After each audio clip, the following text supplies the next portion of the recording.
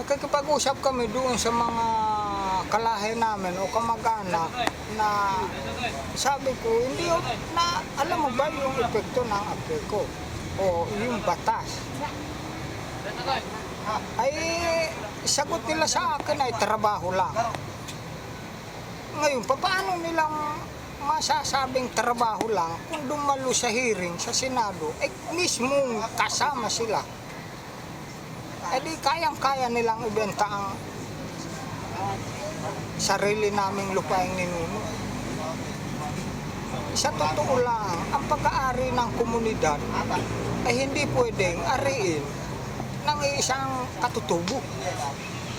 Wala siyang karapatan na ibenta yun o sang-ayunan. Dahil usapin nito ng lupaing ninuno. Dahil kami nga nagmamahal sa kalikasan.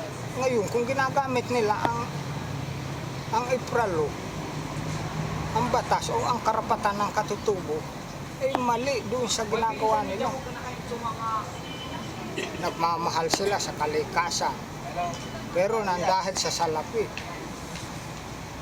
sinasabi nila na trabaho lang daw, sweldo lang daw.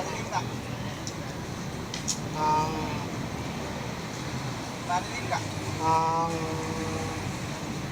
gusto nila. Ngayon, kaunlaran yun. Pagyamanin namin ang kaunlaran dito sa lupain ninuno. Hindi yung kaunlaran para sa amin yung apeko. Kaya nalulungkot nga ako na dumating sa panahon ng ganito na nangyayari. Kami mismo mga katutubo, mga kalahi ko, ay nagkakaroon ng tampuhan o pag-aaway.